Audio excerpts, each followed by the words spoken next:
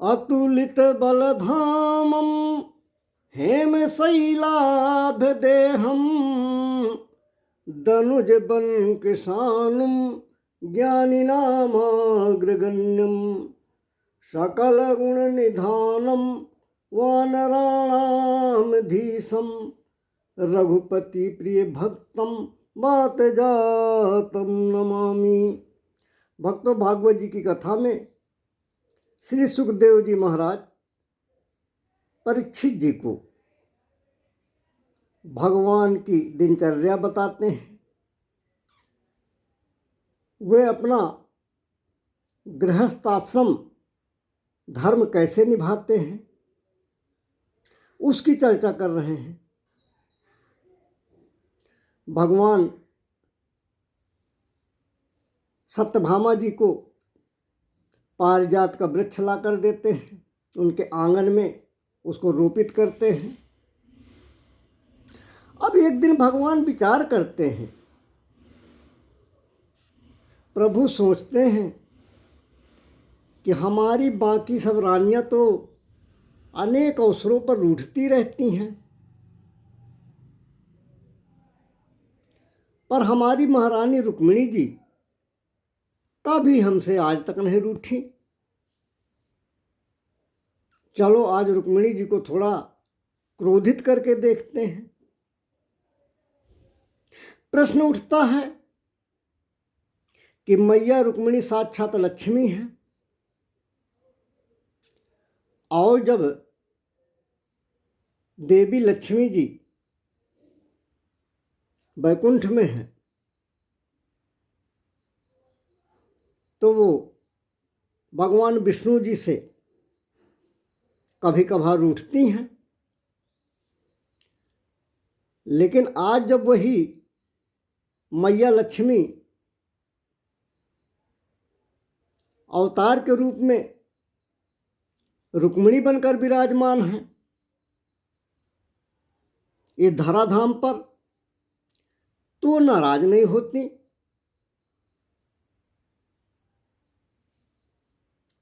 जब लक्ष्मी जी वैकुंठ में रहती हैं तो भगवान से तमाम हट करती हैं। अनेकानेक कथाएं हैं, जैसे माता अनुसुईया के सतीत्व की परीक्षा लेने के लिए भगवान को विवश किया था उन्होंने। माता रानी लक्ष्मी जी के विवश करने पर भगवान गए थे माता अनुसुईया की सती होने की परीक्षा करने। माता अनुसुईया ने उन्हें बालक बना लिया था। माता लक्ष्मी जी बड़ा निवेदन करके अपने पति को वापस लाई थी, लेकिन आज जब वही माता लक्ष्मी धराधाम पर माता रुक्मिणी बनकर आई हैं तो बिल्कुल नाराज नहीं होती हैं, भगवान से किसी बात की हट नहीं करती हैं। क्यों नहीं करती हैं? क्योंकि आज भगवान के 16,108 रानियां हैं। सभी भगवान से कोई ना कोई हट करती हैं। माता रुक्मिणी सबसे बड़ी हैं, और जब कोई बड़ा होता है उसका परिवार में समाज में ऊंचा स्थान होता है, अग्रेतर स्थान होता है, तो उसका उत्तरदायित्व जिम्मेदारी भी बड़ी होती है। उसको बड़े त्याग करने पड़ते हैं। बड़ा होना सिर्फ एक संख्या का आंकड़ा नहीं है। बड़ा होना एक बहुत बड़ा दायित्व है। इसलिए जब अन्य रानियां रूठने के लिए हैं और माता रुक्मिणी सबसे बड़ी हैं, तो बड़े का धर्म निभाने के लिए वो अपने अधिकार का त्याग करती हैं, अपने रूठने के हक का त्याग करती हैं, अपना बड़प्पन निभाती हैं ताकि जो उनकी अन्य रानियां हैं भगवान की, उनको एक प्रेरणा मिले। बड़ों को ऐसा आचरण करना चाहिए कि छोटों को एक प्रेरणा मिले, एक सही दिशा मिले। यही सब धर्म निभाने के लिए, यही सब कर्तव्य दायित्व निभाने के लिए मैया रुक्मिणी भगवान द्वारिकाधीश से कभी नाराज नहीं होती हैं। भगवान विचार करते हैं कि चलो आज रुक्मिणी जी को थोड़ा नाराज करके देखते हैं रुक्मिणी जी को आज क्रोध आता है कि नहीं आता, और यदि इन्हें क्रोध आएगा तो ये कैसी लगेंगी क्रोध में। यही विचार कर आज द्वारिकाधीश जी रुक्मिणी जी के कक्ष में पहुंच गए, पलंग पर विराजमान हो गए, बैठ गए। भगवान पलंग पर बैठे तो मैया रुक्मिणी उनके पंखा झलने लगी। अब भगवान जी रुक्मिणी जी से कहते हैं, राजपुत्री सीता भूप लोकपाल विभूति बिहि महानुभावै श्रीमद्भो रूपोदार बलोर्जितै। भगवान द्वारिकाधीश जी कहते हैं, राजकुमारी बड़े बड़े नरपति जिनके पास लोकपालों के समान ऐश्वर्य व संपत्ति है, जो बड़े महानुभाव हैं अर्थात बहुत प्रतिष्ठित है, बहुत सम्मानित हैं, जो बहुत श्रीमान हैं और सुंदरता उदारता व बल में आगे बढ़े हुए हैं, ऐसे बड़े बड़े नरपति जिनका लोकपालों के समान ऐश्वर्य था, जिनकी चारों दिशाओं में प्रतिष्ठा यश और सम्मान था, ऐसे बड़े बड़े राजा महाराजा तुमसे विवाह करना चाहते थे, तो फिर तुमने हमसे विवाह क्यों किया?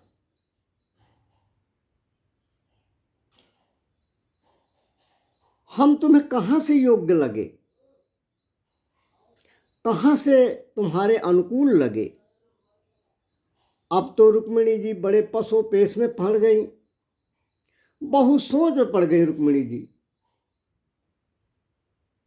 रुक्मिणी जी विचार करती हैं कि आज तक इन्होंने मुझसे कुछ नहीं कहा, आज जब ये 10-10 बेटों के बाप बन गए हैं तब हमसे ये प्रश्न पूछ रहे हैं कि हमसे विवाह क्यों किया। मैया रुक्मिणी सोचती हैं कि जरूर हमसे आज कोई बहुत बड़ी गलती हो गई, परंतु माता रुक्मिणी ने भगवान जी के इस प्रश्न का कोई उत्तर नहीं दिया। अब जब उत्तर नहीं मिला तो भगवान तिरछी निगाह से देखते हैं।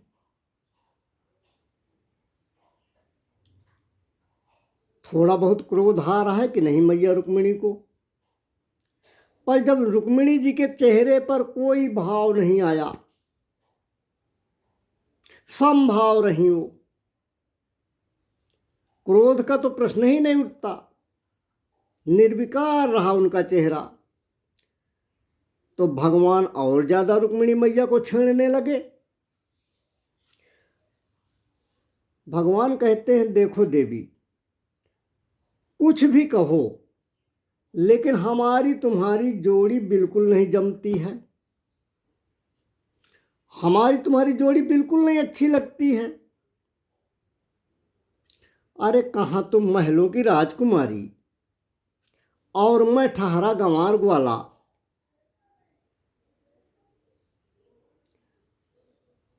पर तुमने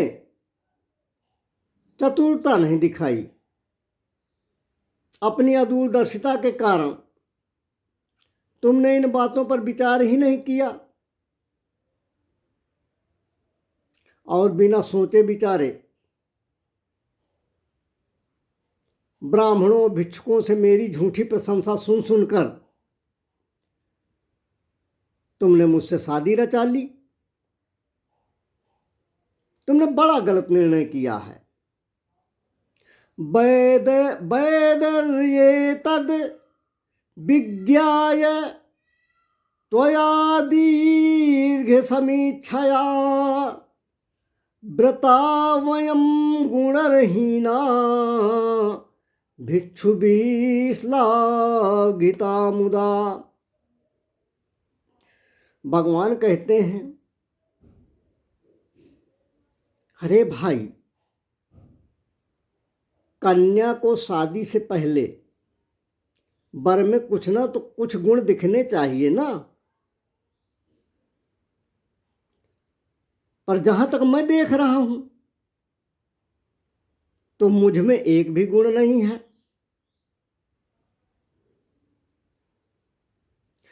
और मुझ में कोई गुण नहीं है और तुमने मेरा वरण कर लिया।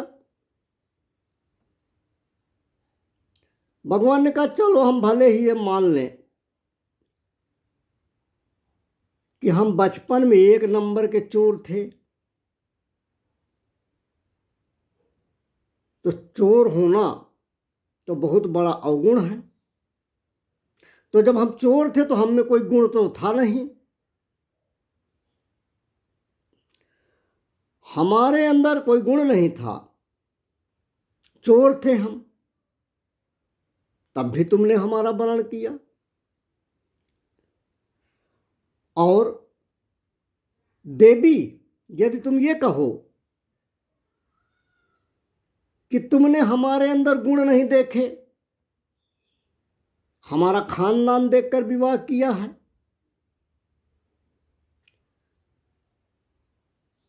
तो भी तुम्हें चतुर नहीं कहा जा सकता, तब भी तुम्हारा निर्णय उचित नहीं कहा जा सकता, तब भी तुम्हारा निर्णय अनुचित ही है। क्यों? अरे हमारा खानदान तो छोड़ो, मेरे तो माता पिता ही निश्चित नहीं है।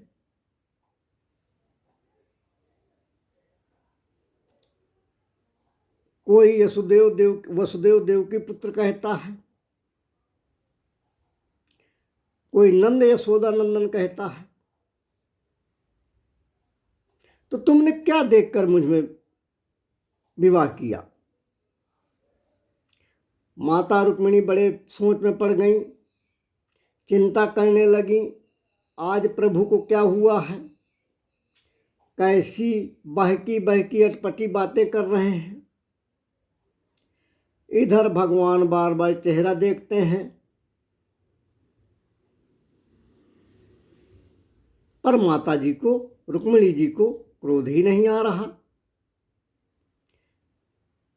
अब भगवान ने छेड़ने की गति और तेज कर दी, ज्यादा छेड़ने लगे। कहते हैं, देखो देवी, यदि तुम ये कहो कि आजकल विवाह में कौन खानदान देखता है, हमने भी तुम्हारा परिवार खानदान नहीं देखा,